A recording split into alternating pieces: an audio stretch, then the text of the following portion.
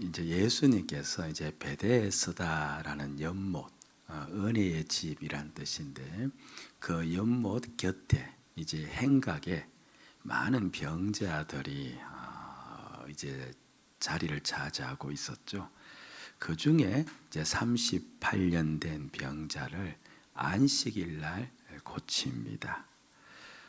이 성경 말씀은 그 병자를 고쳤다는데 포인트를 둔 것이 아니라 언제 고쳤다는 거예요. 안식일 날 고쳤다.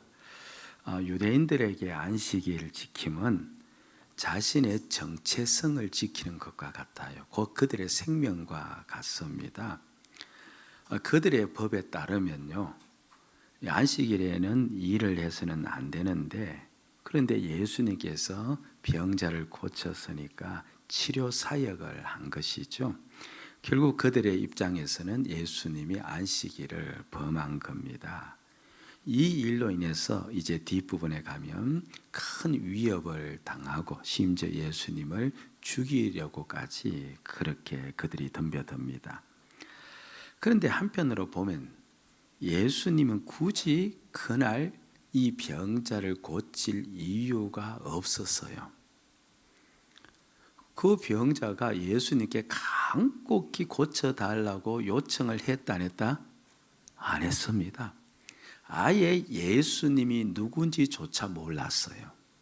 그리고 그 병자가 그날 당장 고쳐주지 않으면 위독한 상태에 이른다? 그것도 아닙니다. 내일 고쳐줘도 상관이 없는 그런 병자입니다. 만성병을 가졌기 때문에요. 부르짖은 것도 아니고 내일 고쳐줘도 상관이 없는데 위독한 것도 아닌데 예수님께서는 그날 고쳐줍니다. 그러니까 안식일 날 고쳐줌으로 말미암아서 이게 표적이라고 이야기하거든요. 표적은 기적을 통하여서 예수님이 누구신지를 보여주기 위함이 목적인데 결국 안식일 날 예수님이 병을 고침으로 예수님은 어떤 분이신지를 이제 우리에게 알려주기를 원했던 겁니다. 그럼 무엇을 보여주기 원했을까라고 했을 때 결론은 이거예요. 예수님께서 안식일을 성취하셨다는 사실입니다. 따라합시다. 예수님께서 안식일을 성취하셨다. 그렇게만 들으니까 이게 무슨 말씀이 잘 이해가 안 될 줄 압니다만은 제가 이제 설명을 해드리겠습니다. 십계명에 이제 안식일을 지켜야 하는 까닭이 있어요. 이제 유대인의 안식일은 금요일 6시부터 토요일 6시까지입니다. 그 안식일을 지키라고 하는 까닭이 있는데 출애굽기 22장 11절에 나와요. 같이 한번 읽어볼까요? 십계명인데 이는 여세 동안에 나 여호와가 하늘과 땅과 바다와 그 가운데 모든 것을 만들고 일곱째 날에 쉬었음이라. 그러므로 나 여호와가 안식일을 복되게 하여 그 날을 거룩하게 하였느니라. 아멘. 우리를 하여금 안식일 날 쉬어라. 그리고 쉬어라는 말은 집에서 그냥 아무 일 하지 말고 그렇게 놀고 있으라는 말이 아니고 예배하고 봉사라 그 말인데요. 여하튼 안식일을 지키라 그렇게 이야기한 까닭은 가만히 보니까 누가 쉬었기 때문에 그런 거예요. 하나님께서 쉬셨기 때문에. 그러니까 우리가 너무 6일 동안 일을 많이 해서 아이고 이놈들 고단하겠다 싶어서 이날 안식일로 삼은 게 아니고 누가 쉬었다는 거예요? 하나님이 쉬셨기 때문에 우리 보고 어떻게 하라는 겁니까? 쉬라는 겁니다. 그러니까 하나님의 쉼을 기념을 하려면 가장 좋은 방법은 우리도 같이 뭘 하면 되는 거예요? 쉬면 되는 거죠. 3.1절 유관순 누나의 만세 운동을 기념하려면 가장 좋은 방법은 뭡니까? 우리도 쉬면 돼요. 물론 쉬면 되는데 우리도 나가서 뭘 하면 돼요? 만세 운동을 하면 돼요. 그 아우네 장터에 같이 달려가서 만세하면 그 유관순 누나의 만세 운동이 그려지는 거죠. 그러니까 하나님의 쉼을 우리가 오늘 기념하기 위해서 우리도 어떻게 하는 겁니까? 모든 일을 뒤로 하고 이렇게 쉬면서 예배를 드리는 겁니다. 그럼 하나님께서 왜 쉬셨을까? 이제 이걸 물어봐야 돼요. 하나님이 쉬셨다고 하니까 거기에 대한 이유가 있을 것 아닙니까? 우리는 얼핏 생각하면 아이고 6일 동안 천지를 창조하셨기에 하나님께서 얼마나 피곤하셨을까라는 생각이 드는데, 그런데 하나님은 피곤하세요 하지 않으세요. 하나님은 인생이 않으시니 피곤치 아니하시고 그렇게 나오거든요. 하나님은 피곤할 리가 만무합니다. 그리고 6일 동안 천지를 창조했다고는 하기는 하지만서요, 하나님께서는 그 창조 작업을 뭐 곡괭이 들고 삽 들고 하신 게 아니고 딱 그날 하루에 한마디 했습니다. 빛이 있으라 하매 빛이 있었다. 그러니까 하나님이 오히려 더 힘들었던 부분은 말을 좀 해야 되는데 하루에 몇 마디밖에 못한 거예요. 한마디밖에 못한 거예요. 그렇죠. 그러니까 하나님이 전혀 피곤할 리도 없고, 또 하나님이 또 일을 하셨다고 일을 하지도 않으셨고 말씀은 하셨는데, 그런데 하나님이 쉬셨다는 겁니다. 하나님께서는요, 쉬셨다는 표현을 통해서 우리에게 창조 작품이 어떠한지를 가르쳐 주려고 했던 거예요. 우리가 언제 아무런 걱정 없이 푹 쉴 수 있습니까? 예? 맡겨진 일을 완벽하게 처리했을 때입니다. 일이 마무리가 안 되면 쉬어도 쉬는 게 아닌 거 아니에요? 시험을 앞에 두고 아이가 공부를 너무 열심히 하다가 잠깐 쉬어야 되겠다라고 생각하면 쉽니다. 그럼 아이는 그 쉬면서도 푹 쉽니까? 아니면 긴장한 가운데 쉽니까? 말할 것 없이 긴장을 하고 있는 거죠. 맡겨진 일을 마무리를 하지 못하면요, 우리에게는 쉼이 없어요. 하나님이 천지 창조 후에 쉬셨다 이렇게 말씀하신 것은 천지 창조가 어디 손볼 데가 이제 더 이상 있다 없다? 없다. 완벽하게 만들어졌다는 겁니다. 어디 하나 흠 잡을 데 없이 완전하게 천지 창조가 끝났다는 거예요. 그러니까 이제 무엇을 해도 되겠다는 겁니까? 쉬어도 되겠다. 그러니까 더 이상 천지 창조물이 손볼 데가 없이 흠 잡을 데가 없이 완전하다. 이걸 우리에게 표현을 하기는 해야 되는데 그 표현으로 무엇을 썼다는 겁니까? 하나님은 쉬셨다. 그렇게 했다는 거예요. 그런데 하나님께서 저 하늘의 해와 달과 별을 보고 너희들 안식일 지키라고 하지 않았고, 저 뛰어노는 동무들 바라보면서 너희들 이 안식일에는 아무 일도 하지 말고 산에서 있는 그 자리에 가만히 있어야 된다 하지 않았고, 누구에게 이 안식일을 지키라고 했습니까? 인간에게, 사람에게 안식일을 지키라고 했거든요. 하나님은 천지 창조도 완벽하게 했지만 사람에게 안식일을 지키라고 한 까닭은, 그럼 나는 사람 또한 어떻게 지었다는 말이에요? 완벽하게 지었다.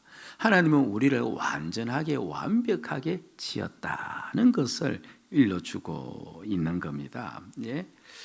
그럼 이제 물어봐야 됩니다. 아니, 우리를 완전하게 지었다는데 이게 도대체 무슨 의미일까? 아무리 생각해서 사람인 내가 나를 보아도 내가 완전해요? 이게 떨어졌어요. 예? 완전 아무도 우리가 완전하다 말 못하죠. 그렇게 말하면 여기서 쫓겨나니까. 뭐 내가 나를 봐도 그렇죠. 좀 이게 잘난 구석은 있는데 못난 구석이 더 많아 보이고 이 완전하지를 못합니다. 사람은 어제나 오늘이나 똑같습니다. 역사는 흘러가고 문명은 바뀌질지 모르지만 사람이란 존재는 똑같아요. 그런데 하나님께서는 사람을 어떻게 지었대요? 그 당시 완전하게 지었다. 그 말. 이렇게 어떤 사람, 그러면 피부가 백옥 같고, 그렇죠. 요새 우리 시기로 키도 그렇죠. 훤칠하게 크고, 그 얼굴은 조각상이고, 막 이렇게 생각하는데 그게 아니고요. 그게 아니고 완전하게 지었다 이 말 속에는 외양을 가리키는 것이 아니고, 하나님이 인생을 만들 때 누구의 모양을 따라 지었어요?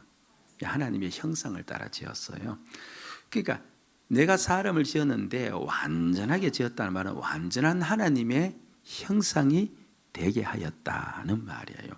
그러면 하나님의 형상이 되었다는 말은 어떤 의미인가 또 한번 물어봐야죠. 그건 다름 아니라 오직 사람에게만 하나님은 하나님의 생명을 주었어요. 다른 동물에게 하나님의 생명을 주지 않았죠. 그래서 하나님의 생명을 주었는데, 그래서 이제 인생은 하나님의 생명을 가지고 살아갈 수 있도록 만들어진 존재가 된 거예요. 그러니까 완전하게 인생은 하나님의 생명을 가지고 사는 그런 삶을 살 수 있도록 만들었다는 겁니다. 전혀 그것에 있어서 하자가 없이 완전하게 만들어 놓았다. 그러니까 모든 인생은 어떻게 살아갈 수가 있다는 거예요. 하나님의 생명을 가지고 살아갈 수가 있다, 이 말입니다. 근데 여기까지 들어도 잘 이해가 안 될 수가 있어요. 생명을 가지고 사는 게 무언가, 그런 이제 또 의아심이 생기지 않습니까? 하나님의 생명 안에는 슬픔이 있어요, 없어요? 없습니다. 하나님의 생명 안에는 좌절이 있을까요? 없어. 하나님이 무한한 능력을 가졌는데 좌절할 리가 없죠. 하나님의 생명 안에는 오직 기쁨만 있어요. 아멘. 그리고 하나님의 생명 안에는 오직 사랑만 있어요. 그래서 하나님은 사랑이시라고 이야기하잖아요. 그래서 하나님 우리의 모든 것을 용서하시는 까닭이 하나님의 생명 안에는 무엇만 있기 때문에? 사랑만 있기 때문에. 하나님의 사랑 안에는, 생명 안에는 자비가 있어요. 하나님의 생명 안에는 긍휼함이 있습니다. 그러면 하나님의 생명을 우리에게 주어서 생명의 삶을 살 수 있도록 만들었다는 말은 이제 모든 인생은 어떻게 살 수 있다는 말이에요. 예?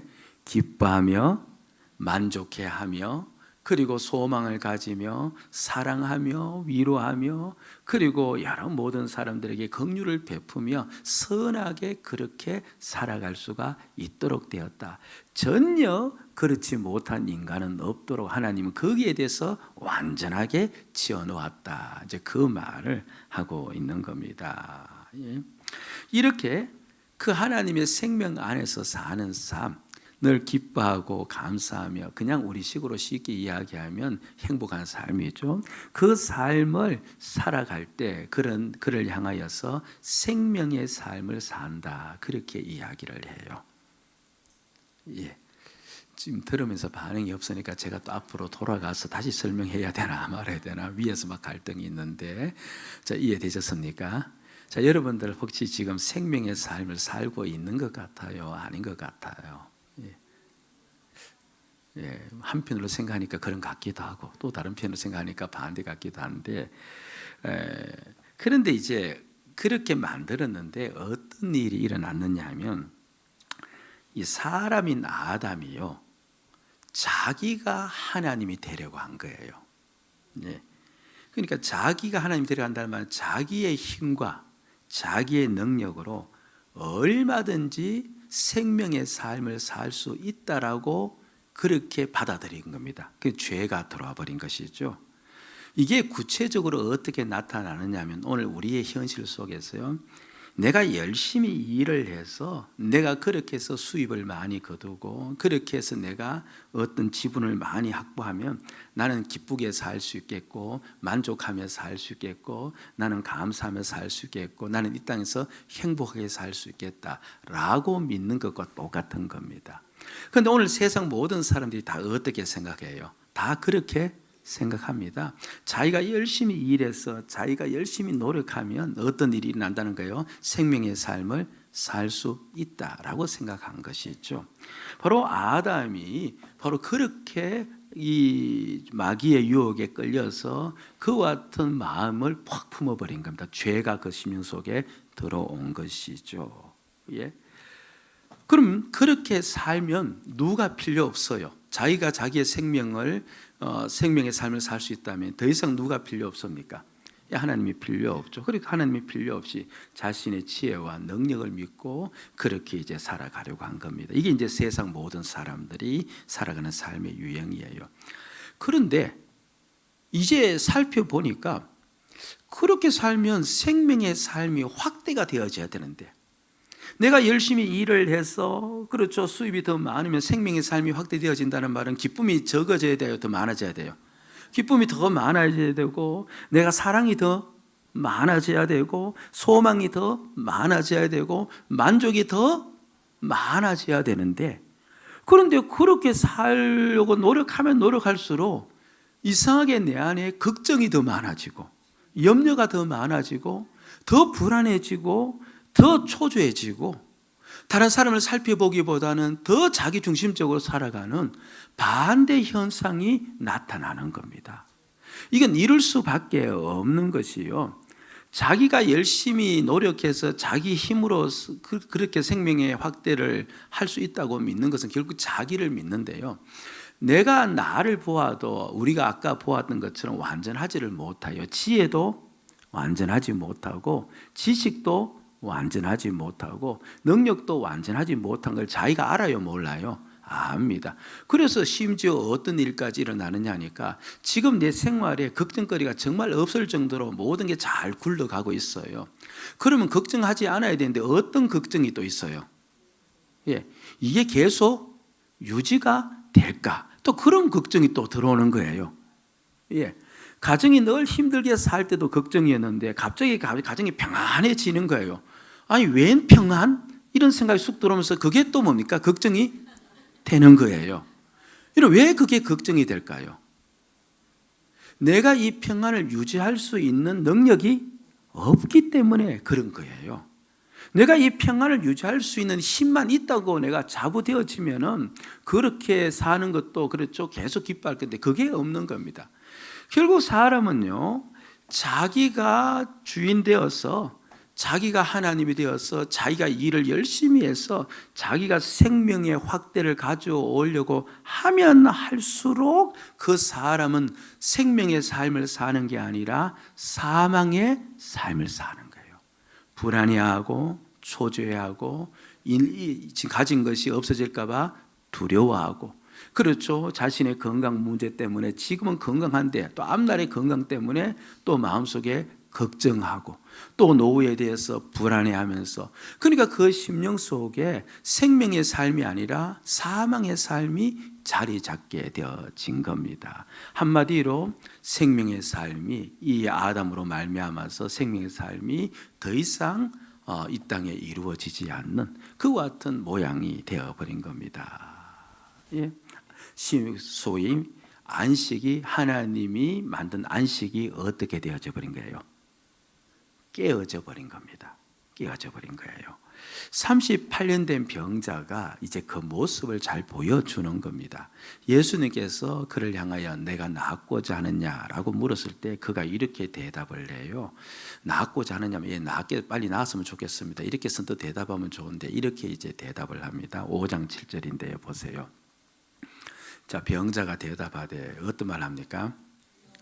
물이 움직일 때 나를 못에 넣어주는 사람이 없어 내가 가는 동안에 다른 사람이 먼저 내려가나이다. 전설이에요.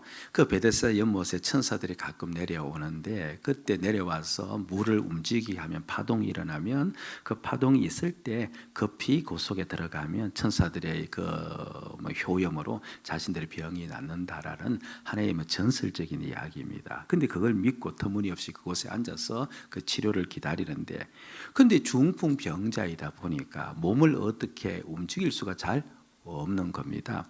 그래서 이야기하는 겁니다. 아니, 내가 이렇게 몸이 움직여야 되는데 몸을 못 움직입니다. 근데 옆에 있는 사람들 보니까 이 불쌍한 나를 보고 좀 도와주면 좋겠는데 어떻게 다들 해요? 지가 살기 바쁘느라고 다 그냥 빨리 움직이고 나는 도와주지도 않고.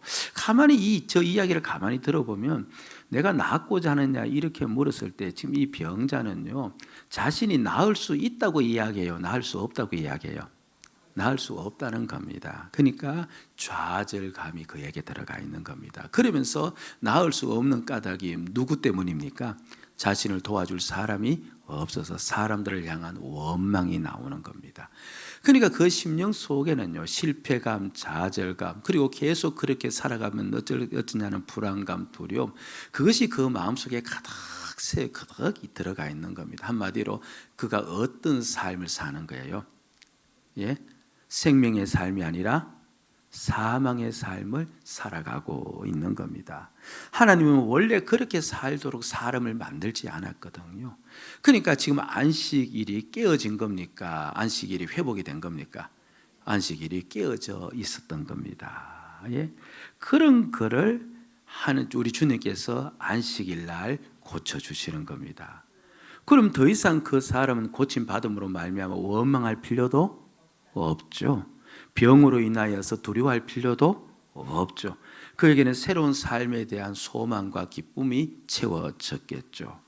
결국 이게 무엇을 일러주고 있는 겁니까? 예수님으로 인하여서 하나님의 심, 안식일이 다 이루어졌다. 안식일이 이제 성취가 되었다. 그걸 이제 보여주는 사건이 바로 38년 된 병자를 고쳐주는 사건입니다.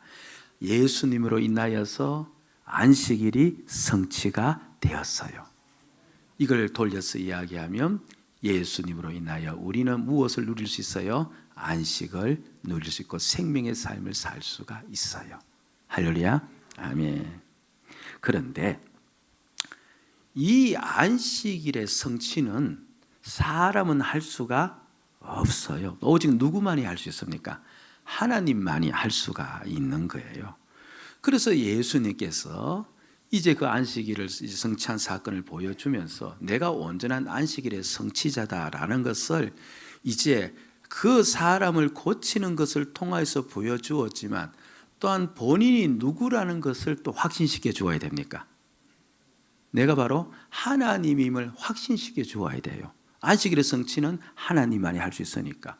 내가 하나님이 아니고 사람이 그냥 저 사람을 능력이 있어서 고쳐주었다고 판정되어지면은요, 안식일의 성취가 일어난 게 아니죠. 그러니까 하나님만이 할 수 있는 그 일을 내가 했으니까 나는 곧 하나님이다 하는 것을 보여주어야 비로소 온전한 안식일이 예수님으로 인하여서 성취되었다는 것을 깨달을 수가 있으니까.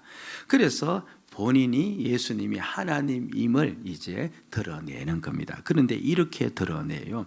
이제 17절 말씀을 보시면요, 이게 계속 다 이어지는 이야기거든요. 17절 말씀에 예수님께서 그들에게 이르시되 그렇게 이야기합니다. 이 말은요, 네 왜 안식일 날 그렇게 일하냐 그렇게 이야기하니까 이제 그들에게 이르시되, 같이 그다음 읽읍시다. 시작.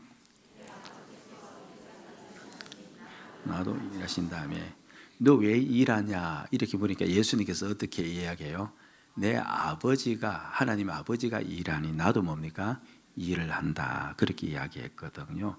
이제 우리는 저 말을 들으면 저게 무슨 말인지 잘 이해는 안 가요. 아니, 아버지가 일하는 것하고 내가 일하는 것하고 무슨 상관이 있느냐? 아, 그렇죠. 아버지가 일하는데 나는 놓을 수도 있잖아요. 아니, 그럴 수 있잖아요.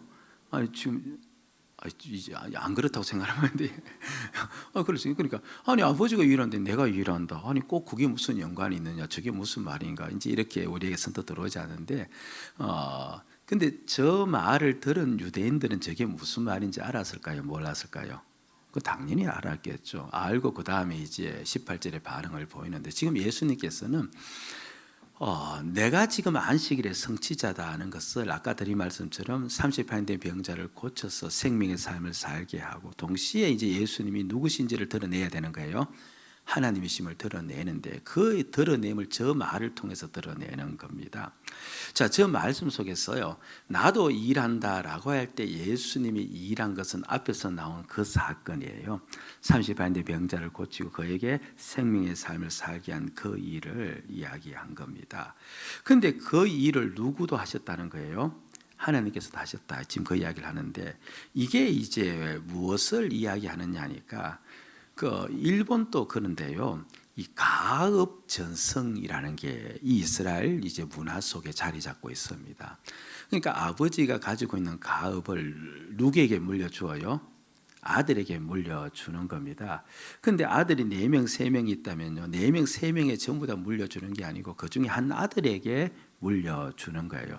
근데 가업을 물려준다는 말은 단순히 아버지가 목수였다면 야, 니도 목수해라 그렇게 해서 물려주는 게 아니고요, 그 목수의 기술과 목수의, 그렇죠, 모든 그 자질, 그 목수로서 가지고 있어야 될 모든, 아버지가 가지고 있는 모든 것을 다 아들에게 뭡니까?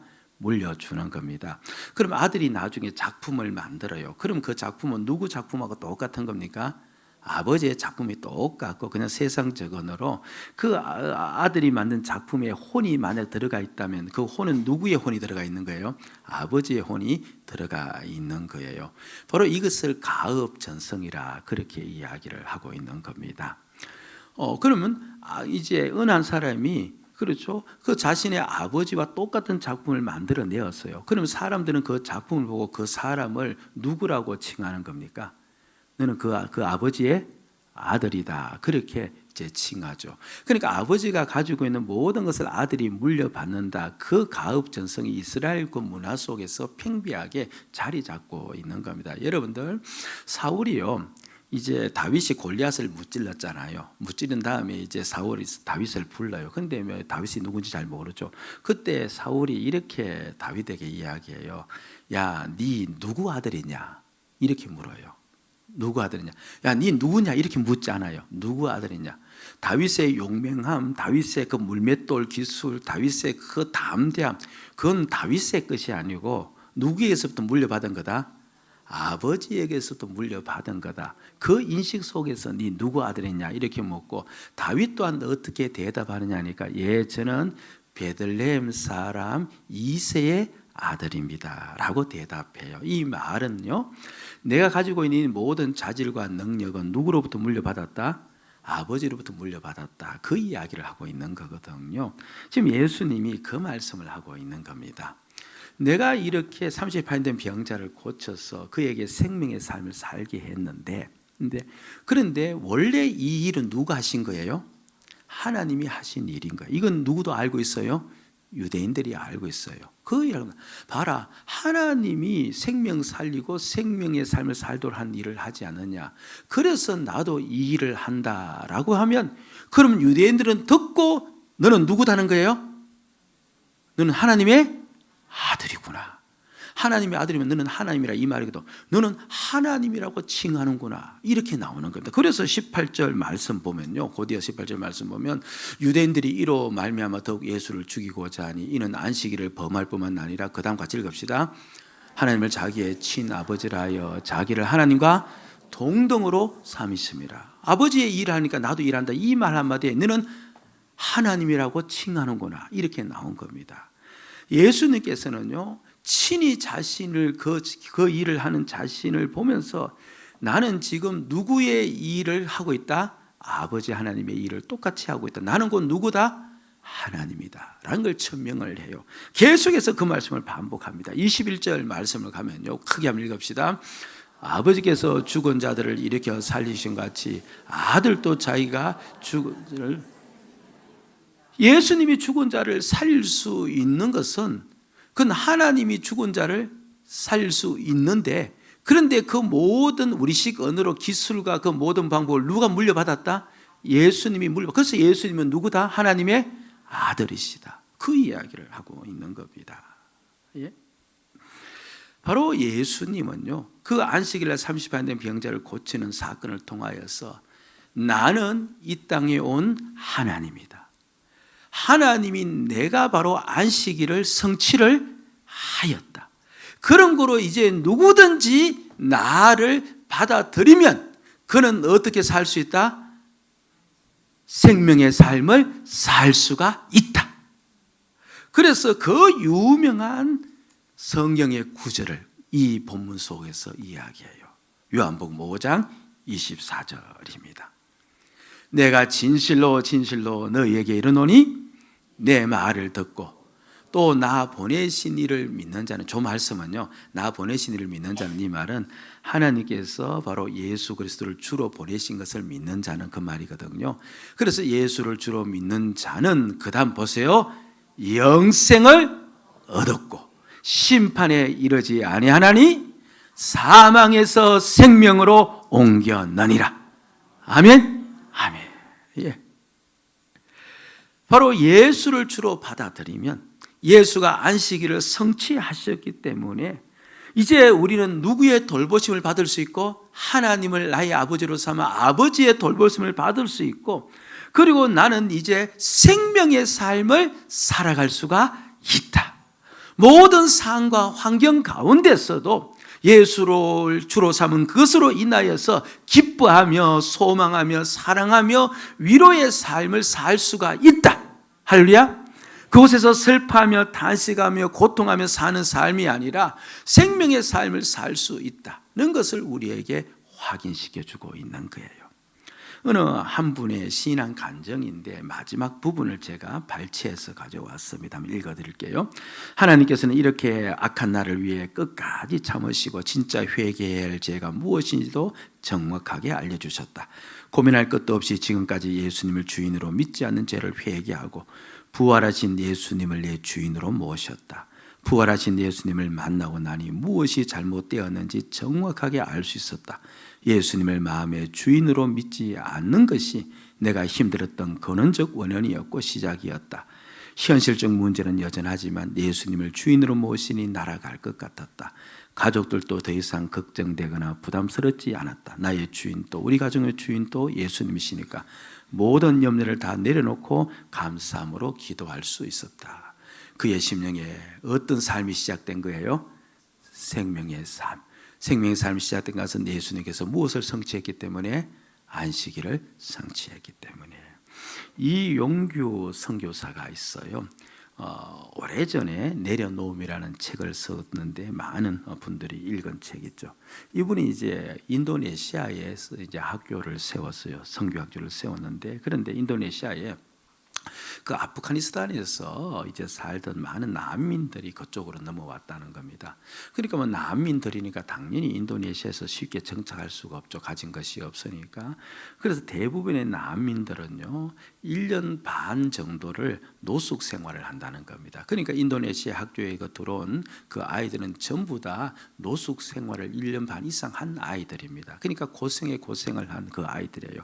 아프가니스탄에도 고생했고 그곳에 살면도 고생했고 그래서 그런 그들인데 그런데 그들에게 과거의 모습, 그 모습이 보이지를 않는 겁니다. 고생의 흔적이 보이지를 않더랍니다. 그래서 그 이용규 선교사가 그들에게 한번 물어보았대요.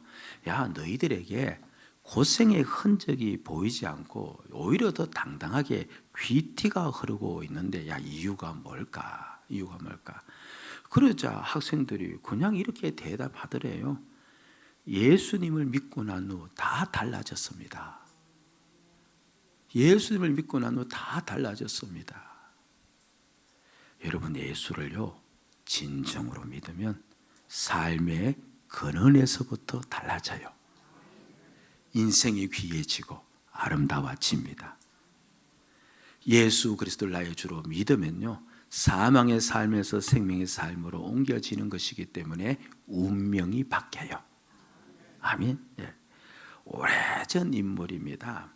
그 사이먼 가필커입니까? 그 가펑클이라는 이제 그룹이 있었는데요. 이제 그 팝 가수였죠. 이제 이 두 사람 중에서 뭐 6, 70년대 인물이니까 뭐 모르는 사람도 많고 외국 사람이니까 더 모를 리가 더 많은데, 여하튼 그런데 젊은 사람은 또 많이 알아요. 이 두 사람 중에서도 이 사이먼이라는 자가 더 이제 유명했는데, 이 사람이 텔레비전 쇼에 나왔대요. 그래서 사회자가 물었답니다. 오세 사이먼, 당신 관심 갖고 있는 분야가 무엇입니까? 그러자 이 사이먼은 좀 주저를 한 모양입니다. 그 주저하는 사이에 다시 물은 겁니다. 요즘 더 돈을 많이 버는 게 당신 관심사입니까? 그러자 이제 그가 이렇게 대답을 했답니다. 아닙니다. 요즘 나의 생각을 온통 사로잡고 있는 것은 죽음에 대한 두려움입니다. 이 사람들은요 유명한 사람들이에요. 그리고 가히 상상할 수 없는 부를 누리고 있는 사람들입니다. 근데 모든 걸 가졌다고 하는데요, 그런데 실제 그는 어떤 삶을 살고 있다는 거예요? 사망의 삶을 살고 있다는 겁니다. 세상 모두가요 우리가 보기에는 넉넉해 보일지 모르지만요 다 사망의 삶을 살고 있는 겁니다. 그런 그들에게 반드시 예수 그리스도가 들려져야만 되는 겁니다. 아멘. 예. 한 가지를 덧붙이자면요, 우린 지금 안식일을 주일로 지키고 있어요. 까닭은 바로 예수님의 부활로 말미암아 이 예수님이 온전히 하나님 되심이 증명되었기 때문에, 그래서 안식일이 예수님으로 말미암아 성취가 되었기 때문에 우리는 예수님의 부활한 이 날을, 이 세상 사람들은 일요일이라는 이 날을 우리는 안식일을 주일로 지키고 있는 겁니다. 여러분, 주일을 엄중히 지키셔야 될 줄로 믿습니다. 그래서 이날 예배에 전념하며 자신의 일을 다 뒤로하고 봉사하며 헌신하는 까닭은요, 내가 내 일을 함으로써 내 생명의 확대를 나는 가하지 않고 오직 내 생명의 삶은 바로 우리 주님께서 이루어 주셨다는 것을 고백하기 때문에 그렇게 이렇게 우리가 모여서 이 시간 이렇게 예배를 드리는 거죠. 그러니까 반드시 우리가 이날 예배를 드리고 봉사를 하면서 그렇게 사셔야 되는 까닭은요, 만약 그렇게 살지 않는다면 이날 여전히 그렇죠, 내가 자신의 즐거움과 기쁨과 만족을 얻기 위해서 자신의 생명의 확대를 위해서 이날을 지키지 않는다면 우리는 누구를 부인하는 셈이 되어집니까? 예수가 안식일의 성취자임을, 하나님이심을 부인하는 것이기 때문에 이날은 모여서 우리가 몸으로서 모여서 예배하고 봉사하면서 하나님 예수 그리스도가 바로 안식일의 성취자임을 바로 드러내는 날이기 때문에 이렇게 모여서 예배하는 겁니다. 저와 여러분 모두가요, 예수 그리스도를 주로 받아들여서 온전히 생명의 삶을 사는 은혜가 있기를 주의 이름으로 축복을 드립니다.